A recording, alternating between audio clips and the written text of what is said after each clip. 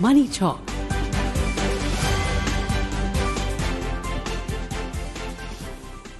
This is Akashvani. In the program Money Talk, now we bring you a discussion on strategic importance of critical minerals and India's critical mineral mission. The participants are Subimal Bhattacharjee, economic analyst, and Rajesh Lake, anchor.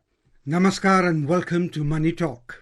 Today we focus on a subject that will shape India's economic and strategic future, the critical minerals mission in India. Critical minerals like lithium, cobalt, nickel and rare earths power electric vehicles, renewable energy, electronics and defense technologies, and India has now launched the National Critical Mineral Mission with a 7-year roadmap to secure these supplies. To decode what this means for growth, investment and national security, we have with us a very special guest, Mr. Subimal Bhattacharjee, noted policy expert on technology, geoeconomics and national security. Mr. Bhattacharjee, welcome to Money Talk. Thank you very much. To start with, for our listeners hearing this more often these days, what are critical minerals and how are they different from traditional minerals like coal or iron ore? See, critical minerals are those which are essential for the economic development and national security, where, supply chains might not necessarily always be within the domestic shores. And it is very, very important to be able to secure the supply chain because they span in many areas that, keep the economy and the nation going. You just listed various areas in which the critical minerals are required, like electric vehicle and battery storage, the renewable energy systems, semiconductors and electronics, defense and aerospace, green hydrogen production.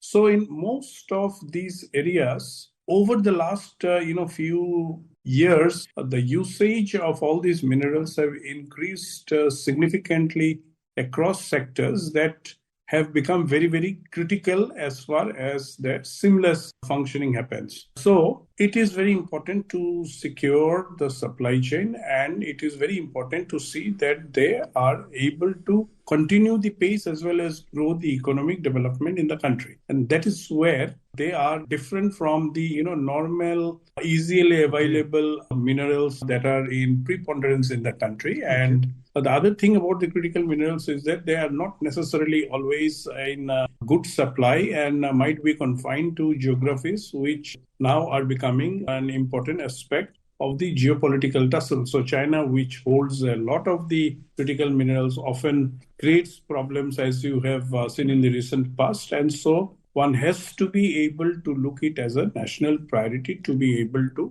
secure its supply chain as well as see that no disruptions. Okay. The Union Cabinet has approved the National Critical Mineral Mission with a plan running roughly till 2030-31. What is the core objective of this mission? Well, this is a fantastic program delved last year by the cabinet. And, it actually runs into 7 areas. Basically, idea is to boost India's domestic capabilities as well as the international arrangements under which you could get your critical minerals supplies. So, so the 7 aspects, are like, as I mentioned, the increasing the domestic critical minerals production, then acquisition of critical mineral assets abroad, then recycling of the critical minerals that are available for usage. Of course, the trade and the markets, and scientific research and technological advancement in all those areas. We have resources. We really haven't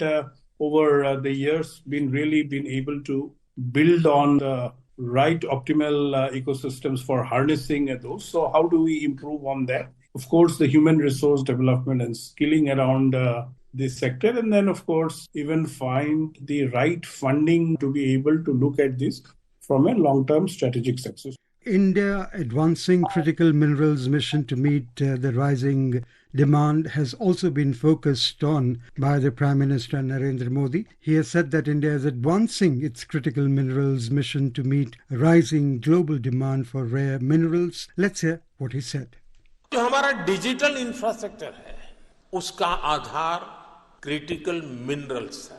इसलिए Bharat national critical mineral mission पर काम कर रहा है। हम rare minerals की अपनी demand को अपने यहाँ ही पूरा करने में जुटे हैं। पिछले 4 सालों में हमने क्रिटिकल मिनरल प्रोजेक्ट्स पर काफी काम किया है। साथियों, सेमीकंडक्टर सेक्टर की ग्रोथ में हमारी सरकार स्टार्टअप और एमएसएमईज को भी बहुत बड़ी भूमिका में देख रही है। Moving on, how well is this mission linked with other national priorities like Make in India, Atmanirbhar Bharat, the EV policy, and the National Green Hydrogen Mission? Absolutely. I think, as the Honorable Prime Minister has also mentioned about the focus for the last 4 years. So, in June 2023, the Ministry of Mines had actually finalized a list of 30 critical minerals. And that was done after comprehensive stakeholder consultations. Now, this was a very, very good exercise, I would say, because that exercise actually looked at the overall sector to link it to many of the larger policy-wide reforms that were happening on the country in many sectors, including technology. So the classification, that came in that, the 4 wide classification, the energy transition minerals like, say lithium, graphite, cobalt, nickel, vanadium, or the technology and electronic materials, again, gallium, germanium, indium, silicon, the high purity variety. The strategic and defense metals like, palladium, rhodium, ruthenium, and the industrial, minerals, the copper, zinc, tin, bismuth, niobium, all of those. And that classification is very, very important because if you go to the sectors, the electric vehicles and battery storage, that itself is a big development. When you have green commitments to the international community that you have made and then you have to make it, you have to be on target also. That's where, you need those minerals available and the supply chain steady. Similarly, the focus on our renewable energy is significant. This country has really benefited from government's significant policy changes to get renewable energy in place across the country. The amount of gigawatt, bolstering that has happened is significant. In fact, if you look at it, each 3 megawatt turbine needs about 600 kg rare earth magnets. So this is also significant. And with our 500 gigawatt target by 2030, silver demand could reach to 2,000 to 3,000 tons annually. So if you, just take those 2 sectors, and you mentioned about the green hydrogen. Now, green hydrogen, again, is another very, very specific area that the government has concentrated. And tomorrow, a lot of the public transport will run on it. Again, that's an area where you require a lot of work and harnessing to be done. And I think we have achieved success in a very good point of time. So it all ultimately goes to many of the efforts that are happening, parallelly together, where, of course, the focus on Atmanirbharta is there. The focus to look towards the Viksit Bharat 2047 targets are there. So in a wholesome approach of growth of all the critical sectors, this whole effort from the India's Critical Minerals Mission delves into quite extensively. And I think the milestones that have been put across, and maybe, by 2030, we would far much exceed many of these areas. But what is very critical, and I repeat it, is that the international geopolitics around critical minerals have become so pronounced. What we are looking at as build up and boost the domestic capacity, build up the international linkages, acquire international do our own skilling, do our own harnessing, all of that. It's a comprehensive plan, and I would think that it falls into all the other policy, wider, larger policies to take the country forward. This falls very much as a part of that whole game. Okay, since you mentioned, Mr. Bhattacharjee, the global side, a handful of countries, as mentioned by you, dominate mining and especially processing of key minerals. How serious is this geopolitical concentration risk for India, particularly with China's dominance in processing?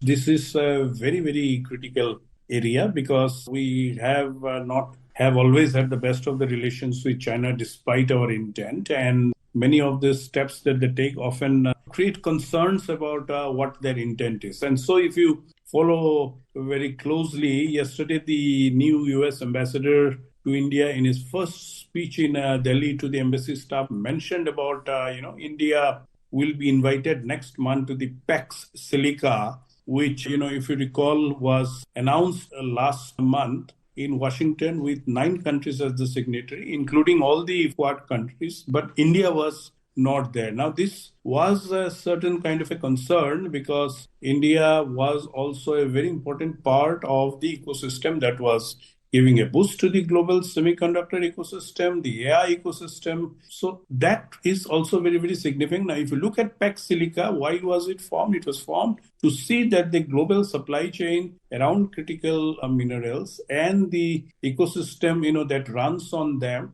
do not get trapped into the geopolitics. So while it might still be seen as an American-led alliance, but it has members who are globally seen to be far much more stable, reliable, like Japan, the UK, Australia.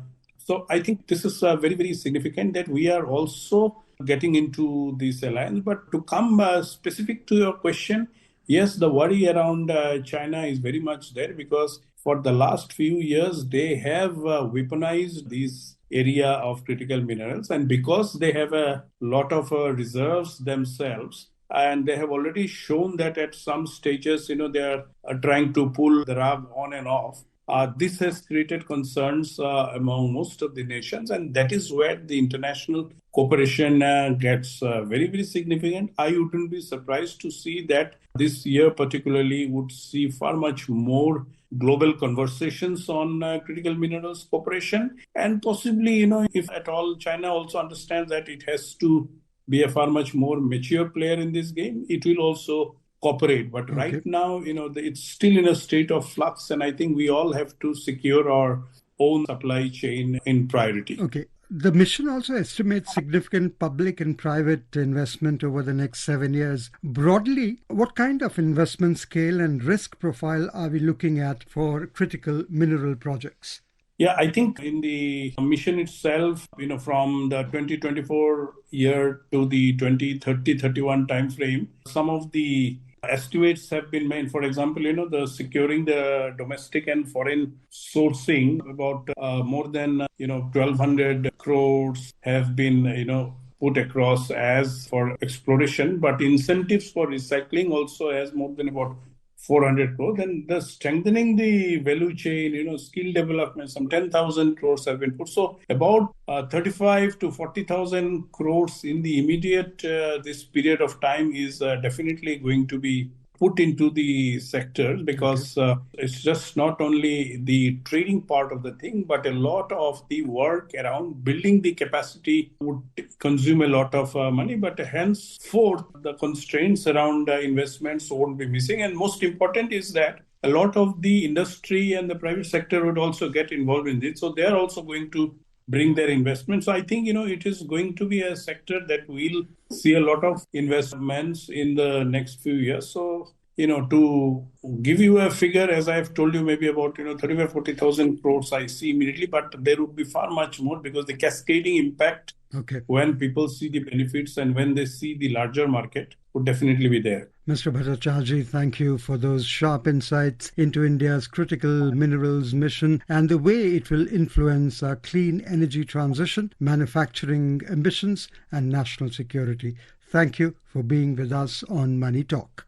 Thank you very much. You were listening to a discussion on strategic importance of critical minerals and India's critical mineral mission. The participants were Subimal Bhattacharjee, economic analyst, and Rajesh Lake, anchor. This program was produced and presented by the News Services Division of Akashvani. You can listen to it on our mobile app, News on AIR. This program is also available on our YouTube channel, News on AIR Official. You may share your feedback about this program through email at airnsttalks@gmail.com or WhatsApp on 9289094044.